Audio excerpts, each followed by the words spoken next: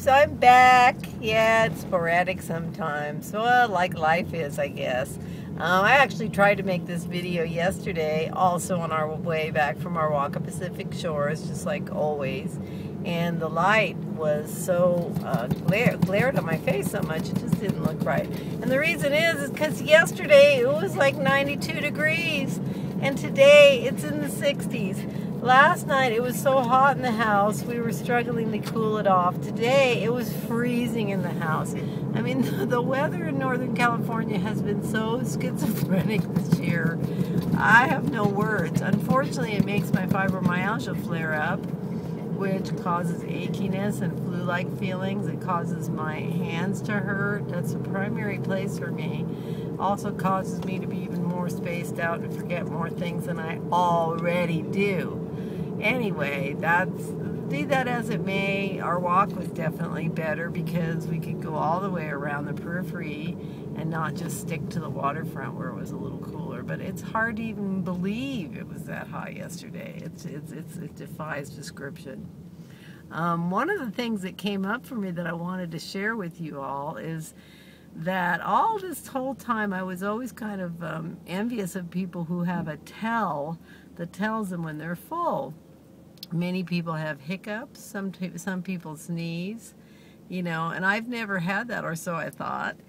And so therefore would sometimes make that mistake we all with the sleeve know about, and probably with most of the surgeries know about, where you have that one last bite too many and you live to regret it. For me, it has an almost Thanksgiving-like fullness of discomfort for at least a half an hour where I'm just like, feeling bad, and sometimes even bad enough to think about bringing the little bit extra up, which is not that hard to do, because it's just so uncomfortable. Well, I was traveling at the Mother of All Meet and Greets with my good friend Debbie, who has also had the surgery, and she mentioned to me, she happens to be a sneezer, but she mentioned to me that running nose is also something that happens to her, and she took me out for a bodacious steak dinner and pointed out that my nose was running at one point. Well, I stopped eating then and realized, wow, I think that might work.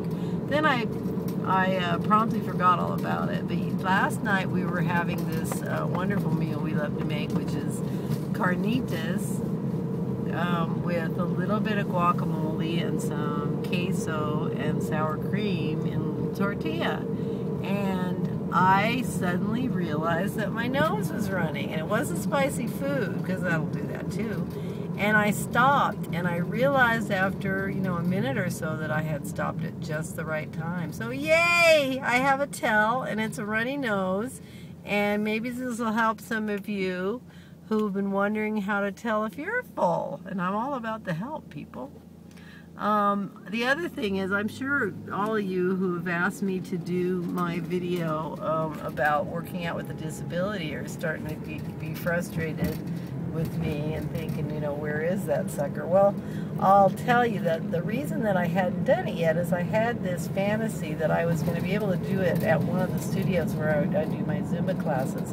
I was hoping to do a video where I got somebody to do the move they do, and then I would show you the move that I do. But now I'm starting to realize that that's just taking me too long to put together. So look for that video before the weekend is over. You have my word. And I do try and keep my word, folks. So basically where I'm at right now is, for those of you who are new, because I did get quite a few new subscribers, and here I am sitting in the dark underneath the bridge. There we go. I had the vertical sleeve gastrectomy on May 9th of 2011. I started my journey over 280 pounds. I weighed in most recently at 159.2. So I'm in the 150s, folks, people. That's important to me because I would really like to be 155, and I have no idea why. I actually hit my doctor's goal of normal BMI at 162 pounds on April 23rd, so I'm actually over 8 weeks in maintenance and maintaining my weight. And I also gave up sugar on May 30th because I'm finding that I need to be without sugar in order to remain on an even keel and not have a whole bunch of cravings. Head cravings, mind you, as I still do not have hunger 13 months out. I also recently, the last few days, or this week I would say, I realized that I'm at a real deficit for my protein, and that I had gotten out of the habit of protein drinks. I think I started working out really early, and my husband would always bring me my first drink of the day, and later I would have an unjuried chicken soup. So I was adding about 58 to 60 grams of protein through my drinks, and so when I really had a look at it, I wasn't making up that difference, and that is not good, folks. So I have added a protein drink back. I find I'm now drinking Chike, which I really love.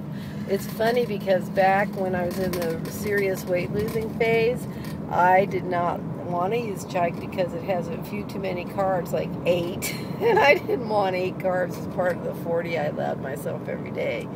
But it has always been the most palatable drink to me, and so I happen to still have had a nearly full strawberry one, and I've been really enjoying having it with a few frozen strawberries, and I drink it after my first workout of the day, and I'm actually not only feeling much better, but I think that it spurred me to start losing weight again, because I was kind of stalled out at 162 there, which is maintenance, so that's fine. But it's very interesting that adding a protein drink without, dropping the calories any other way actually has spurred some weight loss. Who knew? Anyway, that's my check-in. As I said, I will be back this weekend, and I will be doing a video about working out. I'll probably be high on sugar too, because I'm giving myself 3 days, count them people, 3 days to eat whatever the freak I want for my birthday. So I'll be talking to you. I may be in an altered state, and I will see you soon. Bye-bye. Mwah!